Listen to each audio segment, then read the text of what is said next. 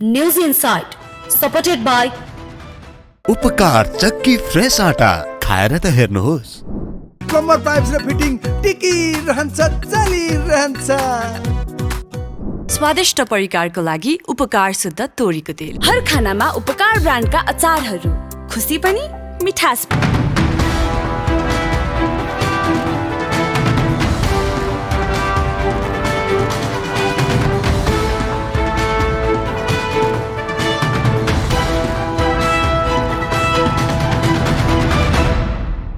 तपाईको चासोको न्यूजबारे विस्तृतमा बुझ्ने समय हो यो। खास न्यूजलाई खास कोणबाट हेर्ने समय हो यो। हरेक दिन यो समयमा हामी साझा र ताजा मुद्दा लिएर तपाईहरुमाझ आउनेछौं। नमस्कार, म प्रेजिना देवकोटा। सुरु गरौं हेडलाइन्सबाट। दलित समुदायमाथिको विभेद र उत्पीडन अन्त्य सम्बन्धी संकल्प प्रस्ताव राष्ट्रिय सभाबाट पारित। अपमान र विभेद अन्त्यका लागि ऐतिहासिक काम गर्ने प्रधानमन्त्री दाहालको प्रतिबद्धता। प्रधानमन्त्री विरुद्ध नाराबाजी गर्ने युवाको मुख थुन्ने कदमको चर्को आलोचना। बैंक तथा वित्तीय संस्थाहरूको अत्याचार अन्त्य गर्न माग।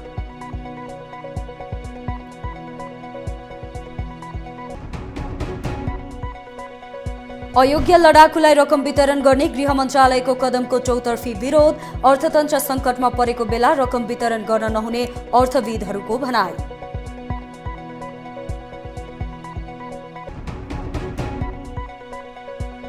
नेपाल टेलिकमको नेटवर्क समस्या अझै सुल्झिएन।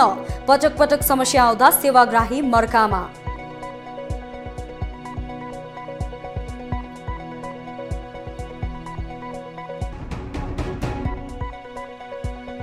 र 3 नेशन्स कपमा नेपाल र लाओस बीचको खेल जारी। पहिलो हाफमा नेपाल 1-0 ले अगाडि।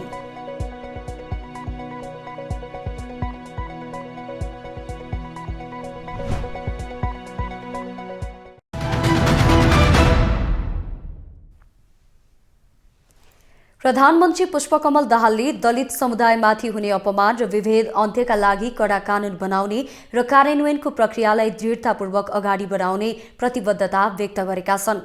बुधबार राष्ट्रिय सभामा पेश गरिएको छुवाछुत तथा जातीय विभेद विरुद्धको संकल्प प्रस्तावमाथि सांसदहरूले उठाएका प्रश्नको जवाफ दिँदै प्रधानमन्त्री दाहालले सो दृढता व्यक्त गरेका हुन्।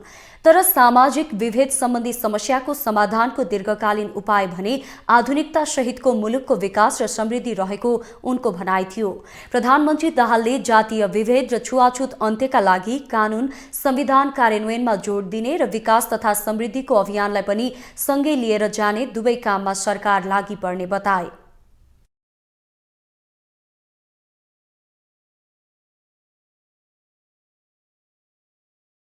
सरकार प्रमुखको हैसियतले मैले दलित समुदायमाथि चाहिँ हुने अपमान विभेदको अन्त्य गर्नको निम्ति कानुनलाई अझ कडा पार्ने र अझ त्योभन्दा पनि इम्प्लिमेन्टेसनलाई कार्यान्वयन प्रक्रियालाई दृढतापूर्वक अगाडि बढाउने प्रतिबद्धता म तपाईहरुको अगाडि राख्न चाहन्छु।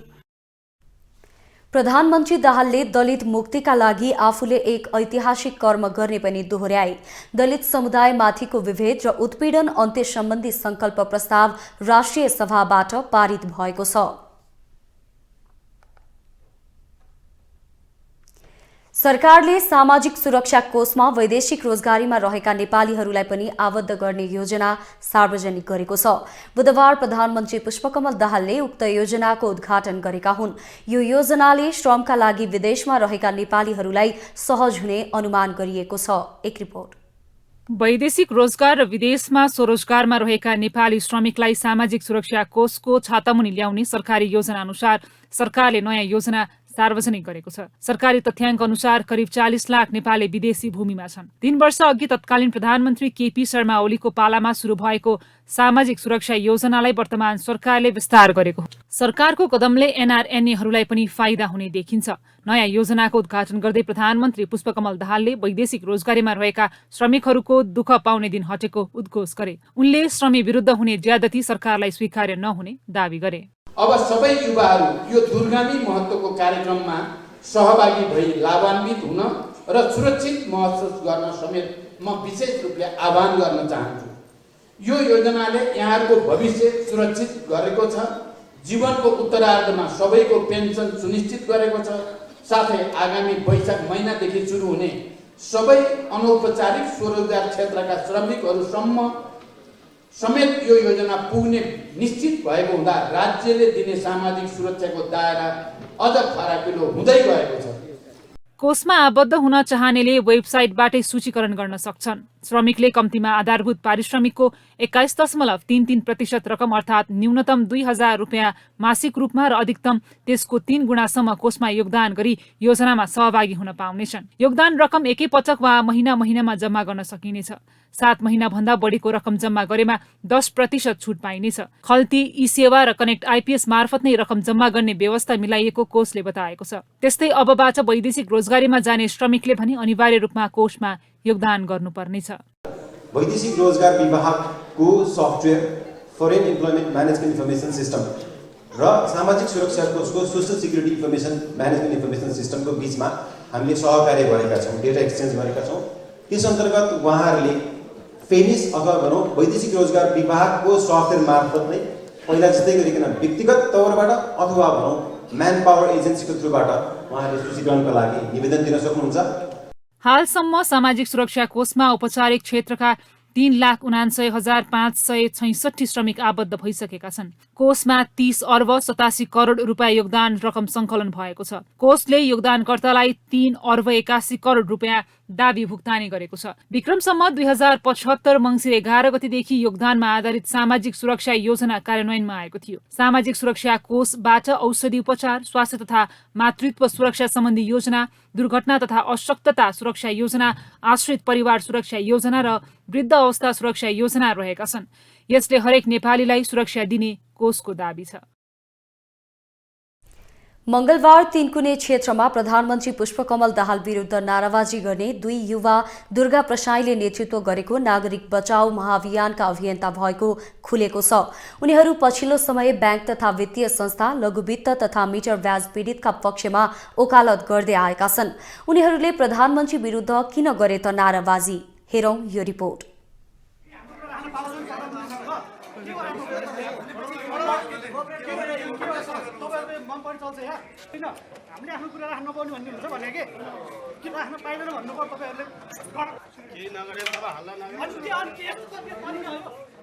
दृश्यमा 2 युवाले प्रधानमन्त्री पुष्पकमल दाहाल विरुद्ध चर्को नाराबाजी गरिरहेका छन्। उनीहरूले भनेका छन्, गरिबमारा प्रचण्ड मुर्दाबाद, मूल्य वृद्धि खारेज गर, नालायक सरकार होसियार, युवालाई मार्न पाइँदैन, यस्तो सरकार चाहिँदैन।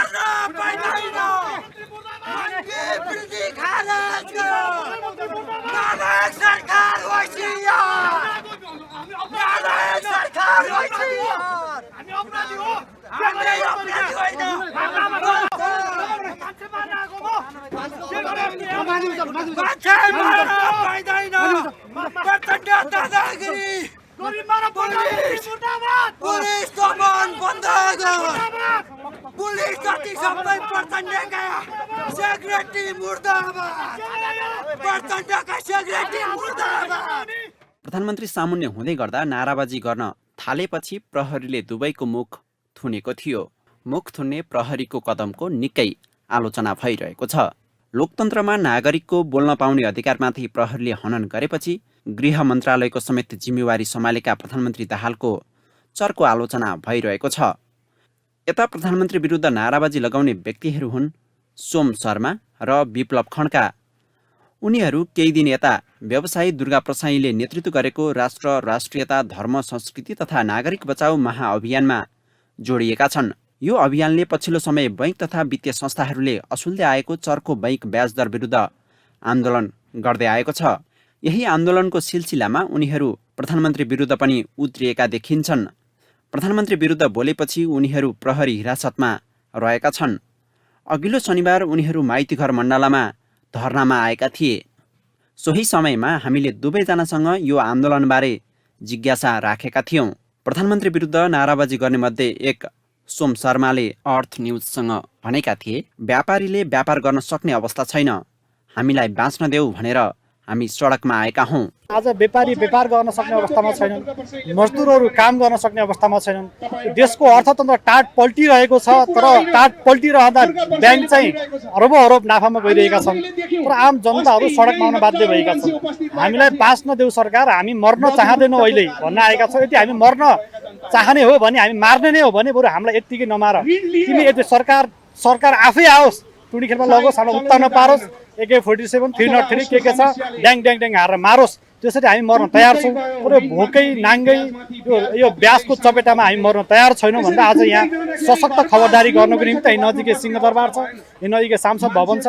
यी सांसद भवनमा बसेका ती कान नभएका मान्छेहरूलाई कानको त जाली फुटाउने गरी सुनाउनको निम्ति आएका छौँ हामी। उनी थप भन्दै थिए, ब्याजको चपेटाका कारण अब हामी संसद भवन र सिंहदरबारमा पनि पस्न बाध्य हुनेछौँ। अब जनताका आवाजहरू नसुनेको खण्डमा हिजो पनि विद्रोहको स्वरूप बढ्दै जान्थ्यो।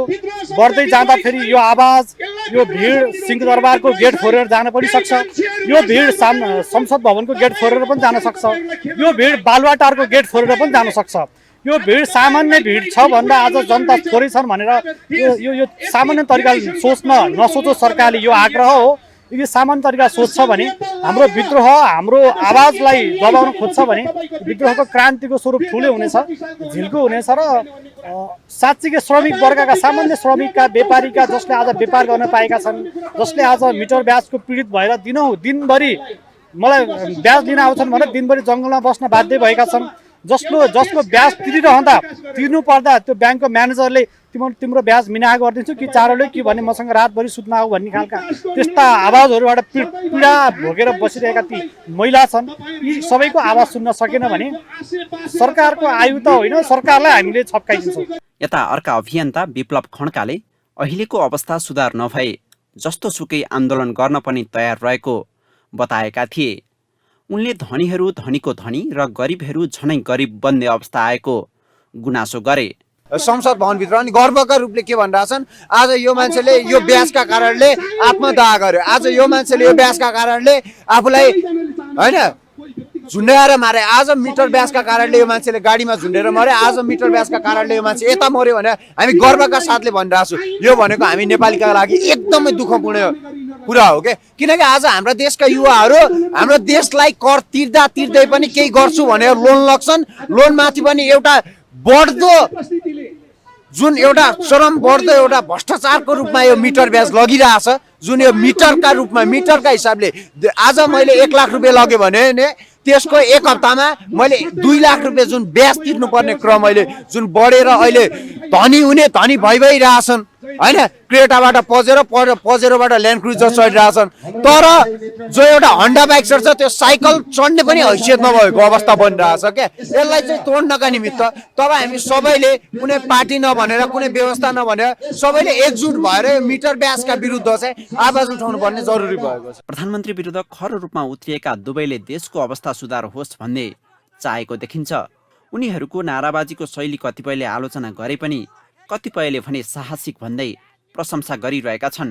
दुवैको अभिव्यक्ति शैली जायज र सरल नभए पनि उनीहरूले उठाएको मुद्दा र समस्याप्रति भने प्रधानमन्त्री सचेत हुनुपर्ने देखिन्छ।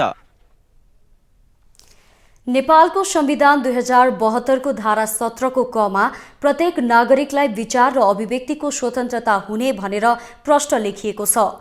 यसको अर्थ हुन्छ विचार तथा अभिव्यक्ति स्वतन्त्रताको अधिकार मौलिक हक हो। लोकतन्त्रको सुन्दर पक्ष भनेको बोल्ने छुट हो भनेर नेताहरूको भाषणमा धेरै सुनिएको छ। तर मंगलबार प्रधानमन्त्री पुष्पकमल दाहाल सहभागी कार्यक्रममा नाराबाजी गर्ने 3 जना युवालाई नियन्त्रणमा लिँदा प्रहरीले उनीहरूलाई सासै फेर्न मुश्किल हुने गरी नाकमुख थुनिदियो। बोल्न पाइने भनिने लोकतन्त्रमा राष्ट्र प्रमुखलाई प्रश्न सोध्न नपाइने भन्दै अहिले चौतर्फी विरोध भइरहेको छ। एक रिपोर्ट।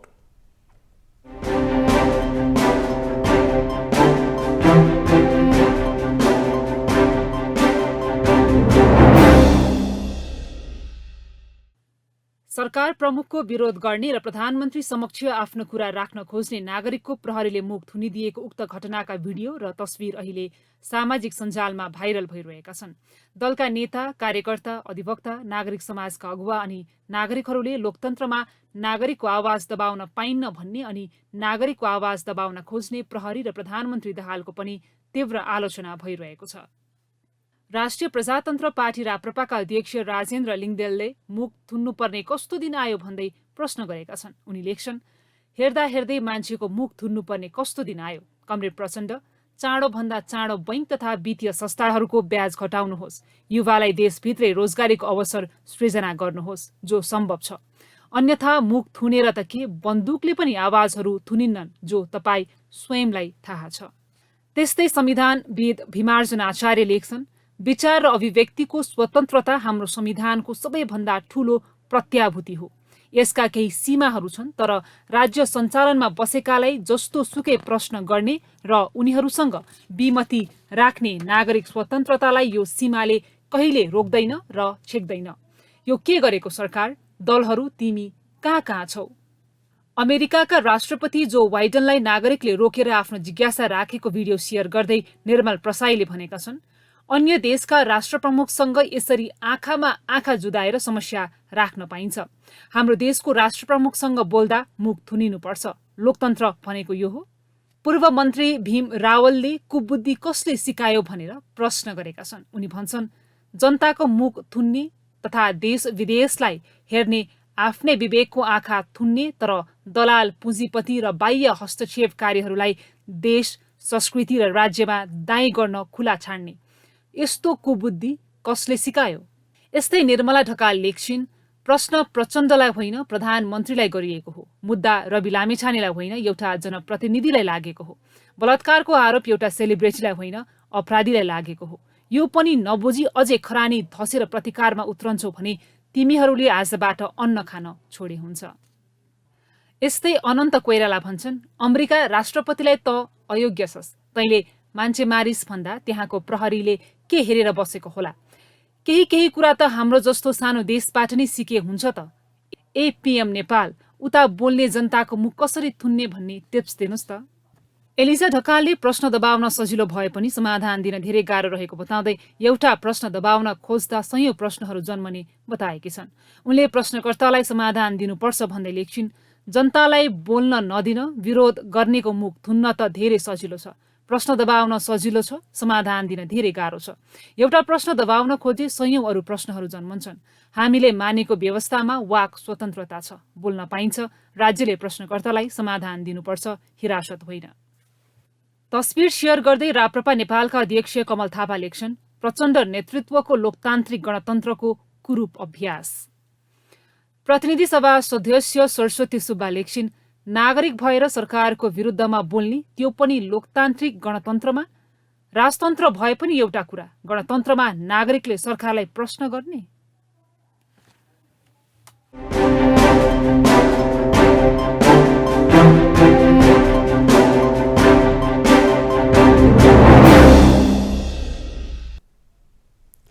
नेकपा माओवादी केन्द्रका उपमहासचिव गिरिराज मणि पोखरेलले सरकार सञ्चालनका लागि राजनीतिक संयन्त्र र साझा कार्यक्रम बनाउनु पर्ने बताएका छन्।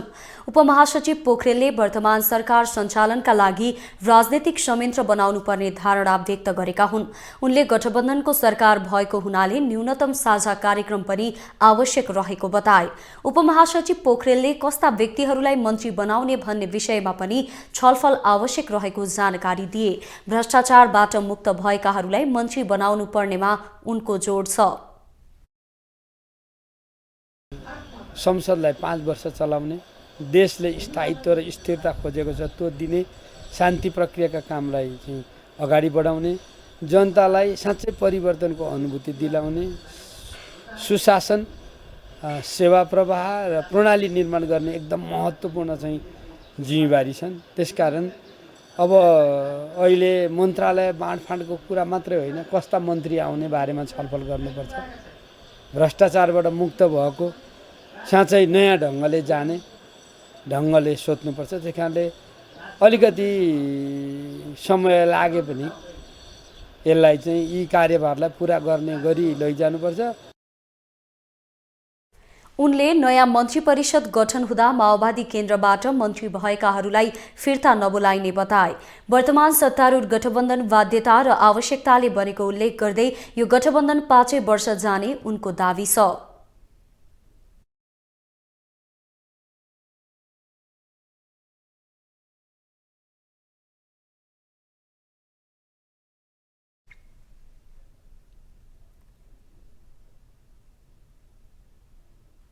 बारा निर्वाचन क्षेत्र नम्बर 2 मा जनता समाजवादी पार्टी नेपालले दावी गरेको छ। पार्टीले बारा निर्वाचन क्षेत्र नम्बर 2 मा यसअघि आफ्नो पार्टीबाट उपराष्ट्रपति रामसहाय प्रसाद यादव निर्वाचित भएकाले उक्त निर्वाचन क्षेत्रमा जसपाको दावी रहने बताएको हो।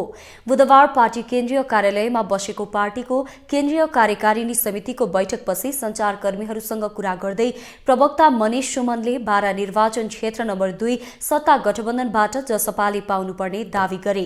उनले बारा 2 मा सत्ता गठबन्धनबाट साझा उम्मेद्वार जनता समाजवादी पार्टीको हुने र त्यसमा आफ्नो पार्टीको हक लाग्ने बताए।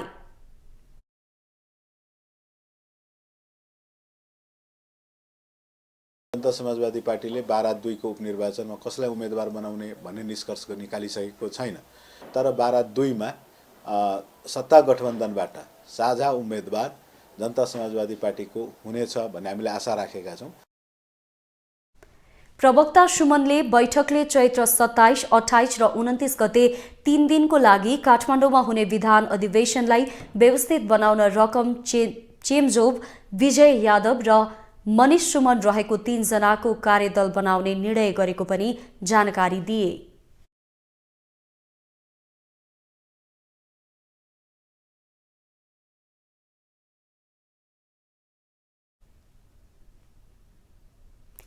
तपाईलाई न्यूज इनसाइटमा पुनः जोड्नेछौं।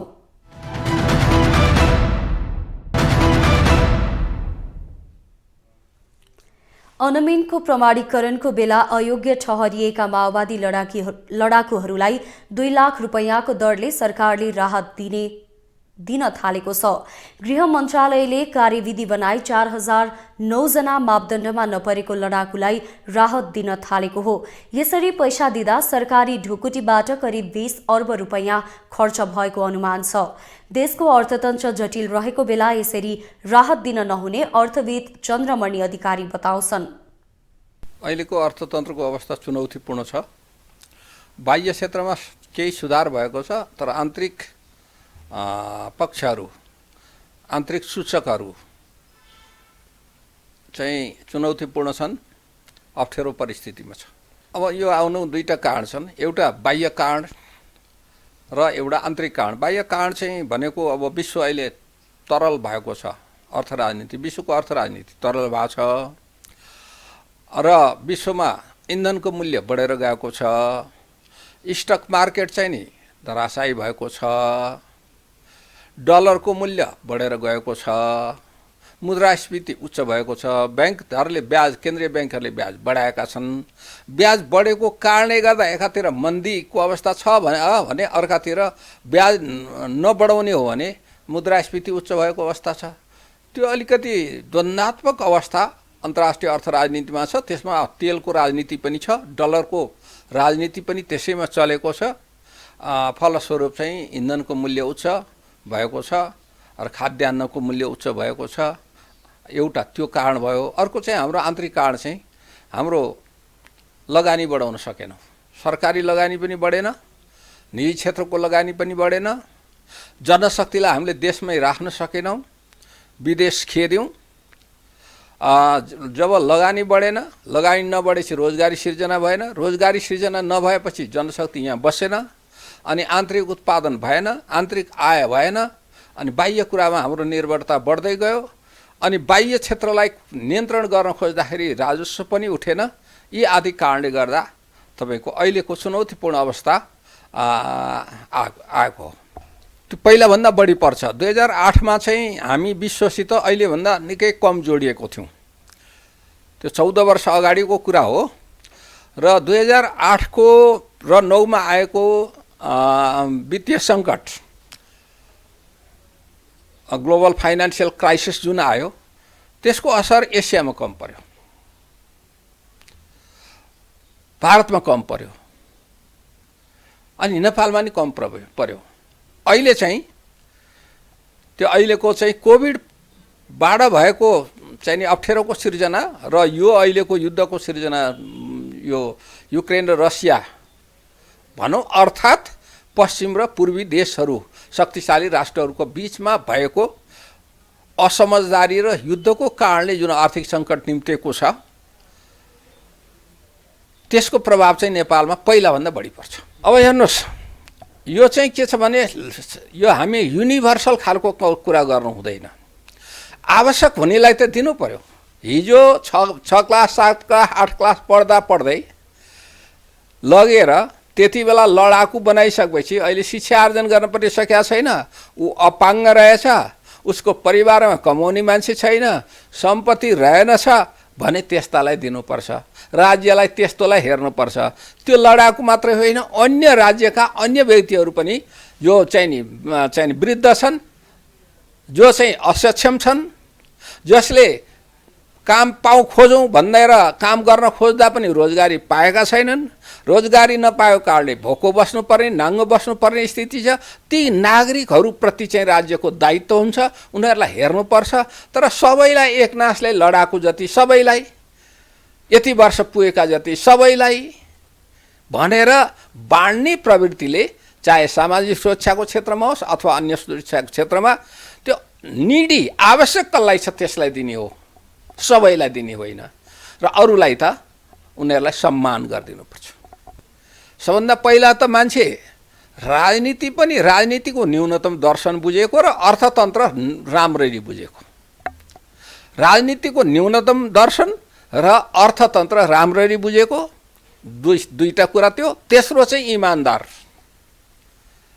ल्याकतमा चल्ने, हाम्रो मान्छे भनेर होइन कि राम्रो मान्छे खोज्ने खालको अर्थमन्त्री चाहिन्छ, जसले अहिलेको अर्थतन्त्रलाई राम्ररी बुझेर साधन र स्रोतको प्रभावकारिता बढाउने, मितव्ययिता कायम गर्ने र लगानीलाई बढाउने र आर्थिक चाहिँ नि साधनका स्रोतहरू पहिचान गरेर त्यसमा अभिवृद्धि ल्याउने। उदाहरणको लागि भनौँ, वैदेशिक सहायता बढाउन सक्ने, वैदेशिक पुँजी लगानी भित्र्याउन सक्ने, निकासी सम्बन्धी प्रवर्धन गर्न सक्ने, त्यो एउटा दृष्टिकोण राख्न सक्ने र अरूलाई संयोजन गर्न सक्ने, धेरै दलीय कुरा भन्दा पनि अर्थतन्त्रको मर्मलाई पहिचान गरेर हिँड्ने अर्थमन्त्री चाहिन्छ। जीवन बाँच्ने र बचाउने महत्त्वपूर्ण आधार पानी हो, तर विश्वका अधिकांश मानिसले गुणस्तरीय पानी भने पिउन पाएका छैनन्। अझै नेपालमा भने त्यो अवस्था भयावह छ। 80% नेपालीहरूले अझै पनि स्वस्थ पानी पिउन पाएका छैनन्। नेपाल जलस्रोतमा विश्वकै दोस्रो धनी देश हो, तर जनता भने काकाकुलको अवस्थामा बस्नुपर्ने अवस्था छ। एक रिपोर्ट। हिम श्रृङ्खलामा मूल स्रोत बनिदिँदा नेपाल विश्वकै दोस्रो जलस्रोतको धनी देश बनिरहेको छ, तर खानेपानीमा भने नेपाल बलियो बन्न सकेको छैन। खोलामा पानी बगेर खेरा गइरहेको हुन्छ, नागरिकको खर्चमा पानी आउने पूर्वाधार छैन। त्यसकारण पनि नागरिकको तिर्खा मेटिएको छैन। बुधबार मार्च 22 तारिक अन्तर्राष्ट्रिय पानी दिवस मनाइँदै गर्दा देशभित्रको अवस्था भने सुधार हुने अवस्थामा छैन। सन् 1993 देखि यस दिवसको क्रम सुरु भएको हो। सन् 1992 ब्राजिलको रियो द जेनेरियोमा भएको संयुक्त पर्यावरण र विकासको संयुक्त राष्ट्रसङ्घको भेलाले अन्तर्राष्ट्रिय पानी दिवसको घोषणा गरेको थियो। संसारको दोस्रो जलस्रोतको धनी देश भनेर कहलिएको नेपाल अनि जलस्रोतसँगै लुटपुटिएर हुर्केका नेपालीहरू आफ्नो जलका सिर्काहरूप्रति अझै वफादार हुन सकेका छैनन्। संसारमा 2/3 पानी भए पनि हाम्रो जीवनमा प्रयोगमा ल्याउन सकिने पानी ज्यादै न्यून भएको र जनसङ्ख्या वृद्धिका कारण आज विश्वभर पिउने पानीको अभाव बढ्दै गएको छ। खना बस्तीले भूमिगत पानीका स्रोतहरू कङ्क्रिटमा परिणत भएका छन्। शुद्ध पानी हाम्रो जीवन नै हो। पानी पिउनु एउटा बानी मात्र नभएर हाम्रो स्वास्थ्यको लागि अति आवश्यकीय तत्त्व पनि हो। तर पनि अहिलेसम्म मानिससम्म पानीको पर्याप्त पहुँच पुगेको छैन। अर्को, पानीको पहुँच पुगेका स्थानहरूमा शुद्ध पानीको उपभोग गर्न पाएका छैनन्, जसमा मानवीय आनीबानी व्यवहारमा परिवर्तन गर्न सकेको छैन। अझै सहरी क्षेत्रमा पानीको स्रोतमाथि नै दोहन भइरहेको छ। ग्राउन्ड वाटर रिचार्ज नगर्ने र त्यो कमर्सियलहरूले चाहिँ ठुलो ठुलो भोल्युममा पानी निकाल्ने कारणले जनरल पिपल साधारण मान्छेहरूले जसले इनार खनेर पानी खाइरहेका 20औँ हजार 30औँ हजार घर वरिपरिका मान्छेहरूले चाहिँ त्यो पानी पाउनबाट वञ्चित हुन्छन् र 2030मा चाहिँ हामीले सायद त्यो लेभलका मान्छेहरूलाई चाहिँ सुक्खा नै बनाइसकेका हुनेछौँ। यसको कमर्सियल गर्नेलाई हामीले चाहिँ लमा ल्याउन सकेनौँ। उनीहरूलाई चाहिँ त्यो रेन वाटर रिचार्ज गर्नुपर्छ, आफ्नो कम्पाउन्डबाट मात्रै होइन वरिपरि ठाउँबाट पनि इन्भेस्टमेन्ट गर्नुपर्छ। कतिपयले वर्तमान पानीको सङ्कटलाई निवारण गर्न बर्खाको पानी सङ्कलन गर्ने योजना अघि सार्नुपर्ने बताएका छन्। बर्सातको पानीको सङ्कलन, त्यसलाई चाहिँ हार्भेस्टिङ अङ्ग्रेजीमा खेती कसरी गर्ने, त्यसको लागि पहिले कुरो त के हो भने राज्यका विभिन्न इकाइहरू छौँ, सङ्घीय सरकार, प्रदेश सरकार, स्थानीय सरकारले चाहिँ उपयुक्त किसिमको नीतिहरूको निर्माण गरेर चाहिँ आगामी दिनमा चाहिँ बढीभन्दा बढी पानी जम्मा गर्ने र त्यसलाई चाहिँ हाम्रो चाहिँ खानेपानी या कृषिको लागि, पशुपालन, हरेक चिजको लागि चाहिँ उपयोग गर्ने किसिमको नीति निर्माण, नियम कानुन बनाउने, लगानी गर्नेतिरको चाहिँ र त्यसको लागि चाहिँ स्थानीय स्तरको चाहिँ दक्ष जनशक्तिको निर्माण पनि अहिलेको आवश्यकता हो। समस्याको पहिचान गर्न नसक्नु नै समाधानको बाटो नभेटिनु हो। पानीको सहजता बढाउन पानीको वैकल्पिक बाटोको खोजी गर्न जरुरी छ। विकसित हुँदै गएका सहरहरूमा योजना बनाएर नयाँ प्रणाली मार्फत अघि बढ्ने, मानवीय उत्खनन कम गर्ने, जसले गर्दा भूमिगत पानीको संरक्षण गर्न सकोस्। शुद्ध पानीको पहुँच बढाउन हामी आफैले पनि ध्यान दिन जरुरी छ। सरकारले निशुल्क शिक्षा प्रदान गर्ने भने पनि सामुदायिक विद्यालयहरूले गैर कानुनी रूपमा विद्यार्थीहरूसँग विभिन्न बहानामा चर्को शुल्क उठाउँदै आएका छन्। सिराहाको कर्जन्ना नगरपालिका 2 बन्दीपुर स्थित श्री नेपाल राष्ट्रिय फुलकुमारी महतो माध्यमिक विद्यालयले कक्षा 9 का विद्यार्थीहरूबाट एसीईमा समावेश हुनका लागि रजिस्ट्रेसन फारमको नाममा चर्को शुल्कको असुल गरेको पाइएको छ। एक रिपोर्ट। नेपाल सरकारले कक्षा 1 देखि 12 सम्मको विद्यार्थीलाई निशुल्क शिक्षा दिने भने कुनै पनि सामुदायिक विद्यालयलाई अतिरिक्त शुल्क नलिने भनी कानूनी व्यवस्था गरेको छ। तर सम्बन्धित निकायको मौनताको कारण सामुदायिक विद्यालयहरूले रजिस्ट्रेसन फारमको नाममा गैर कानूनी शुल्क उठाउँदै आएका छन्। सिराहाको श्री नेपाल राष्ट्रिय फुलकुमारी महतो माध्यमिक विद्यालय बन्दीपुरले विद्यार्थीहरूसँग रजिस्ट्रेसन फारम शुल्कको नाममा 1000 को दरले रकम वसुलेको छ। हमराहरूको त नेपालको फर्म भर्न 1000 रुपैयाँ लगे लगी हमार फर्म नहीं छोड़ने पैसा बेसी लड़ल से सबके मिल कर अथी करे पड़ता जो 9 क्लास के रजिस्ट्रेशन फॉर्म के दस्तूर नेपाल सरकार 300 रुपया पर विद्यार्थी कने है, लेकिन 1000 रुपया उठा रहा है। त्यसके बाद में 10 क्लास के एसएलसी आवाला है, 2 महीना अगाडि ओकरो सबसे पर विद्यार्थी 1000 को उठेने है।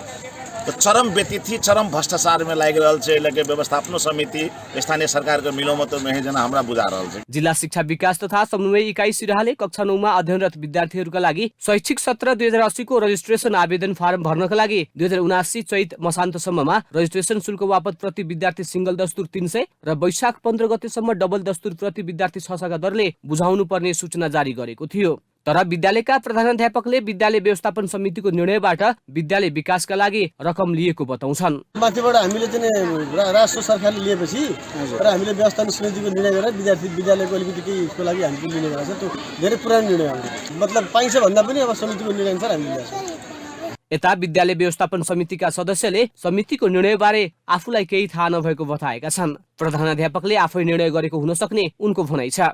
जैसे हेड सर अपना मन से होते कहीं क्या नहीं वो अलग बात है, लेकिन अभी में हमरा जैसे कंफर्म नहीं।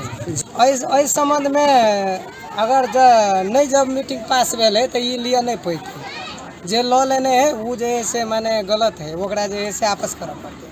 विद्यालय प्रशासनले मन परी शुल्क असुलेको प्रति विद्यार्थी र अभिभावकहरू आक्रोशित बनेका छन्। सामुदायिक विद्यालयले पनि विभिन्न बहानामा शिक्षा क्षेत्रलाई व्यापारीकरण गर्न खोजेको उनीहरूको आरोप छ। नेपाल टेलिकमका प्रयोगकर्ताले पटक पटक नेटवर्कमा समस्या भोग्दै आएका छन्। सरकारी स्वामित्वको टेलिकममा यसरी पटक पटक समस्या आउँदा टेलिकम भने प्राविधिक समस्या भन्दै पन्छिने गरेको छ। नेपाल टेलिकमका सिम प्रयोगकर्ताले बुधबार बिहान नेटवर्कको समस्या भोगे।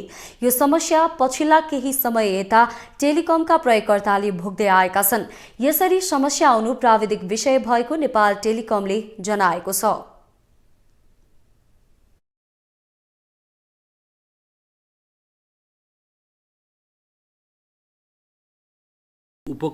बेला बेलामा प्राविधिक समस्या आउनु भने त्यति असाधारण कुरा चाहिँ होइन जस्तो एउटा मैले इक्जाम्पल दिँदा हामीले सधैँ सबैले फेस गरिरहेको चिज जस्तो हामीले कम्प्युटर कहिलेकाहीँ चलाइरहेको हुन्छौँ, कहिलेकाहीँ कम्प्युटर आफै रिस्टार्ट हुन्छ, कहिलेकाहीँ निलो स्क्रिन आउँछ होइन। भनेपछि उपकरणमा समस्या चाहिँ आउँछ। यो हाम्रो उपकरणहरूमध्ये विभिन्न उपकरणहरूमध्ये कुनै एउटा उपकरणमा केही प्राविधिक समस्या आएर चाहिँ केही बेरको लागि एउटा हाम्रो विभिन्न सेवाहरू छन्, त्यो सेवाहरूमध्ये भोल्टीको भोइस सेवामा चाहिँ समस्या आएको आज होइन। त्यो प्राविधिक समस्या जुन छ, प्राविधिक समस्या चाहिँ बेला बेलामा उपकरणमा आउने नै गर्छ। यसमा असामान्य होइन जस्तो लाग्छ मलाई चाहिँ। प्रयोगकर्ताहरूले फोन नलाग्ने, मेसेज नजाने, डेटा नचल्ने जस्ता समस्याहरू भोग्दै आएका छन्। नेटवर्क ट्राफिक कन्जेन्सनका कारण समस्या यस्तो भएको हुन सक्ने प्राविधिक जानकारहरूको भनाइ छ। सरकारी स्वामित्व रहेको नेपाल टेलिकममा यसरी पटक पटक समस्या आउँदा संस्थागत व्यवसाय नै सङ्कटमा पर्न सक्नेतर्फ नेपाल टेलिकम सचेत हुनुपर्ने देखिन्छ।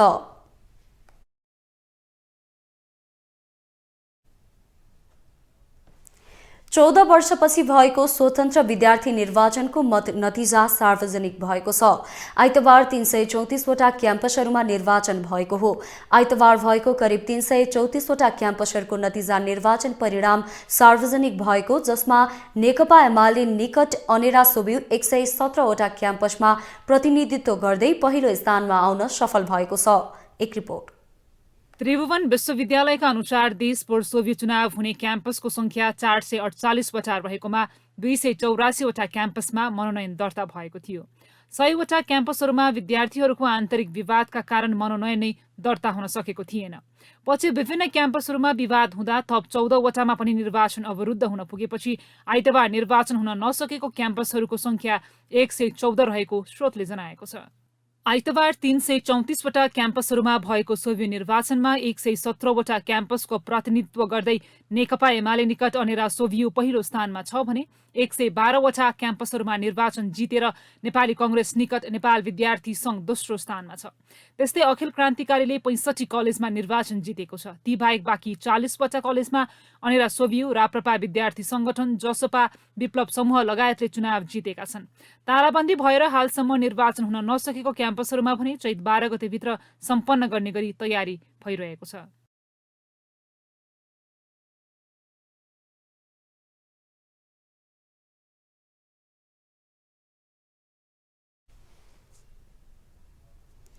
तपाईलाई न्यूज इनसाइटमा पुनः जोड्नेछौं।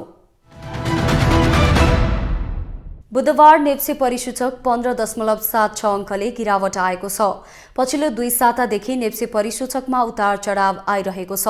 उक्त उतार चढावका बीच बुधबार नेप्से परिसूचक 15.76 अङ्कले घटेर 1933.29 बिन्दुमा झरेको हो। त्यस्तै सेन्सिटिभ इन्डेक्स 2.32 अङ्कले घटेको छ भने फ्लोट इन्डेक्स 1.13 अङ्क र सेन्सिटिभ फ्लोट इन्डेक्स 0.83 अङ्कले घटेको छ। बुधबार कारोबारमा आएका 266 कम्पनीको 37,77,000 किता शेयर 1,03,37,19,000 रुपैयाँ बराबरको खरिद बिक्री भएको छ। बुधबार 13 वटे उपसमूहको परिसूचक घटेको छ, जसमध्ये वित्त, होटल तथा पर्यटन, विकास बैंक, उत्पादन तथा प्रशोधन, जलविद्युत, जीवन बीमा र निर्जीवन बीमा उपसमूहको परिसूचक 1% भन्दा बढीले घटेको छ। नेप्से घटे पनि माया खोला हाइड्रो पावरको शेयर सकारात्मक सर्किट लेभलमा कारोबार भएको छ।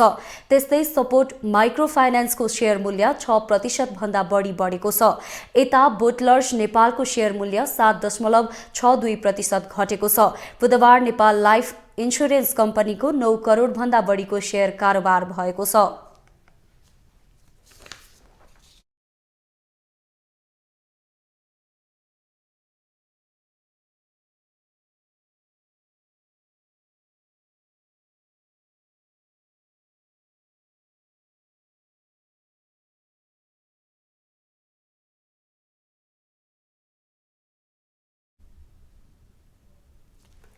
नेपाल प्रहरीले 1xBet र नागरिकता सम्बन्धी अपराधमा संलग्न 11 जनालाई पक्राउ गरी सार्वजनिक गरेको छ।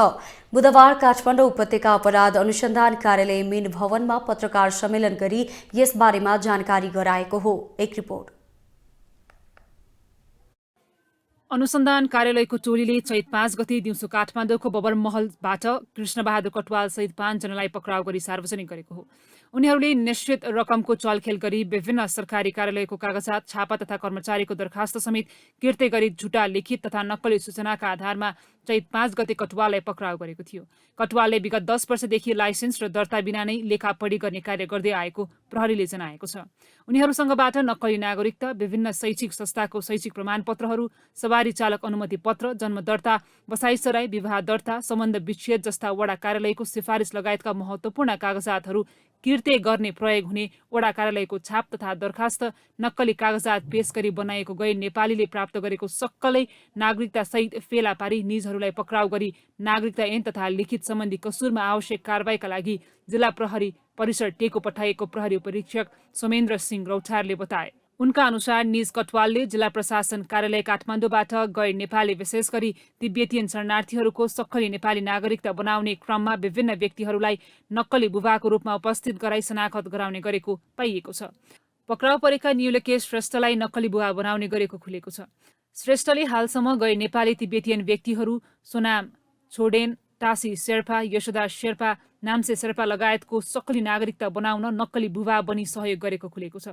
उनले नक्कली बुबा बनेर 3 देखि 5 लाख रुपियाँसम्म लिने गरेको खुलेको छ। पक्राउ परेका लोपसङ ठिनले तिब्बतियन क्याम्पमा नै बस्दै आएको र 2079 साल फागुन 30 गते जिल्ला प्रशासन कार्यालय काठमाडौँबाट लोपसाङ ठिनले गुरुङको नामबाट स्थायी ठेगाना काठमाडौँ नगरपालिका 17 राखी नाप्राप नम्बर 270179159001 को नेपाली नागरिकता लिएको प्रहरीले बताएको छ।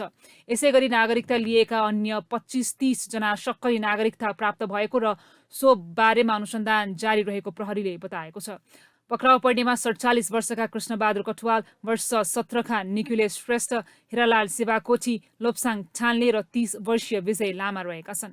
उनीहरूको साथबाट प्रहरीले स्थानीय पञ्जिकाधिकारी, प्रशासकीय अधिकृत काठमाडौँ महानगरपालिका 6 नम्बर वडा कार्यालयको छाप 4 थान, ई पासपोर्ट एप्लिकेसन फर्म 2 थान, नागरिकता, जन्म दर्ता, लाइसेन्स लगायतका परिचय पत्रहरूको फोटोहरू 500 थान, नेपाली नगद 3,50,500 र 7 थान मोबाइल बरामद गरेको छ।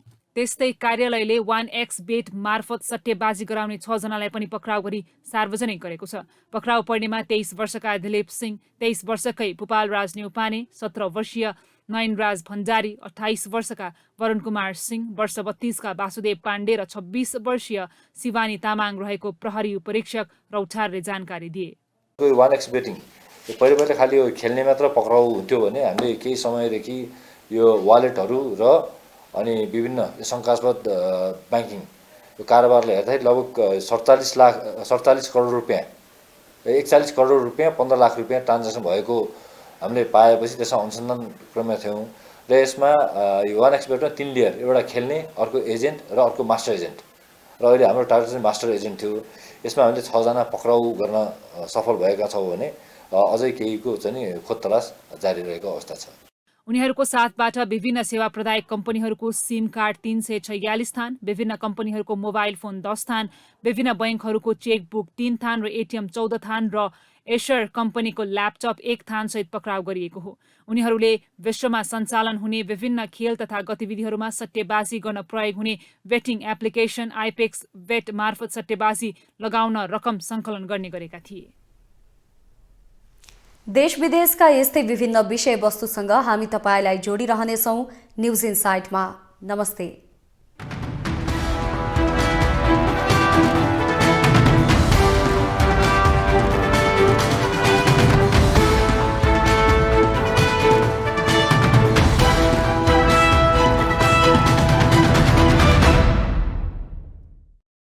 न्युज इनसाइट सपोर्टेड बाई उपकार चक्की फ्रेश आटा खाएर त हेर्नुहोस्। प्लम्बर पाइप्स र फिटिङ टिकिरहन्छ, चलिरहन्छ।